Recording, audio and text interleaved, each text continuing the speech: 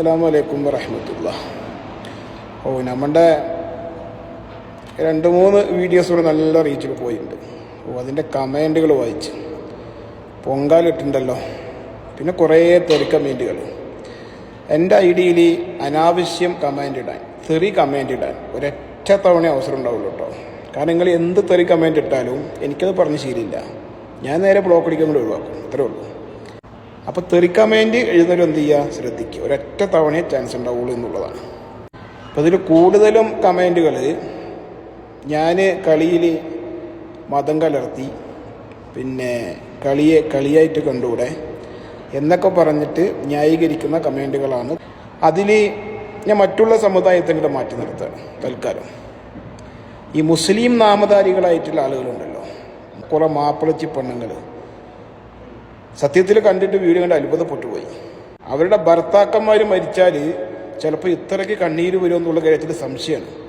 അതിലേറെ കണ്ണീര് വന്നിക്കണു അർജൻറ്റീനയുടെ മെസ്സി അങ്ങോട്ട് തോറ്റപ്പെടുക. വല്ലാത്ത കഷ്ടം വരും. തോലിക്കെട്ടി ഏതായാലും സംഭവിച്ചുക്കണം. അപ്പോൾ ഈ കളിയായിട്ട് കാണണം, മതം കലർത്തി എന്നൊക്കെ പറഞ്ഞ് ന്യായീകരിക്കുന്ന ആളുകളുണ്ടല്ലോ, അവർക്ക് വേണ്ടിയുള്ളൊരു വീഡിയോസാണത്. ഇവിടെ ലോകകപ്പ് നേടിയ സ്പെയിനിൻ്റെ വിജയാഘോഷമാണ് നടക്കുന്നത്. അപ്പോൾ എന്തുകൊണ്ടാണ് നമ്മളത് സ്പെയിനിനെ സപ്പോർട്ട് ചെയ്യുന്നത്? ഈ കളിയായിട്ട് കാണുന്നതിനേക്കാളും വലുത് ഈ മനുഷ്യത്വം എന്നുണ്ടല്ലോ. പലസ്തീനിലെ പിഞ്ചു മക്കളുടെ കൂട്ടക്കൊല നടത്തി അതിൽ ആനന്ദം കൊള്ളുന്ന ഇസ്രയേൽ. ആ ഇസ്രയേൽ ഈ വേൾഡ് കപ്പിൽ എൻ്റെ ഊഹം ശരിയാണെങ്കിൽ ആദ്യം യോഗ്യത നേടിയത് സ്പെയിനാണെന്ന് തോന്നുന്നു. ആ സ്പെയിനിൻ്റെ നിലപാടൊന്ന് ആലോചിച്ച് നോക്കണം. ഈ നരഭേജികളായ ഇസ്രയേൽ വേൾഡ് കപ്പിൽ യോഗ്യത നേടുകയാണെങ്കിൽ ആ വേൾഡ് കപ്പ് ഞങ്ങൾ ബഹിഷ്കരിക്കുമെന്നൊരു നിലപാട് വ്യക്തമാക്കണമെങ്കിൽ സ്പെയിനിന് വേണമെങ്കിൽ കളിയായിട്ട് കാണാമല്ലോ.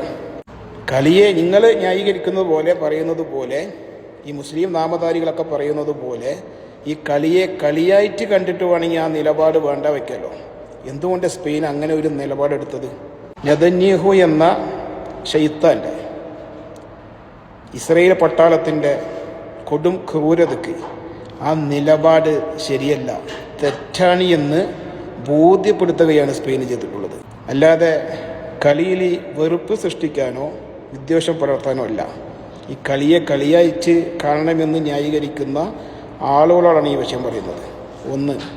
2. ഇസ്രയേലിൻ്റെ നിലപാട് അത് ശരിയല്ല എന്ന് ബോധ്യപ്പെടുത്തിയിട്ട് മനുഷ്യത്വം അതിന് ഒപ്പം ചേരുകയാണ് സ്പെയിൻ ചെയ്തത്. നമ്മൾ അതിനെയല്ല സപ്പോർട്ട് ചെയ്യേണ്ടത്, അതിന് മതം നോക്കേണ്ടതുണ്ടോ?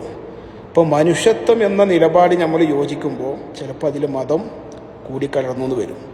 പലസ്തീനിലെ പിഞ്ചു മക്കളെ കൂട്ടക്കൊല നടത്തി അതിൻ്റെ പച്ചമാംസം ഉടങ്ങുന്നതിനു മുമ്പ് നെതന്യാഹുവിൻ്റെ ആദരവ് ഏറ്റുവാങ്ങിയ ട്രംപിൻ്റെ തെറ്റായ നിലപാടിനോട് യോജിച്ച അർജൻറ്റീനയാണോ നിങ്ങൾ സപ്പോർട്ട് ചെയ്യുന്നത്?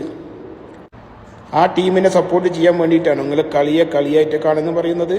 അത് നിങ്ങൾ വേറെ ആളെ തന്നെ നോക്കേണ്ടി വരും കേട്ടോ.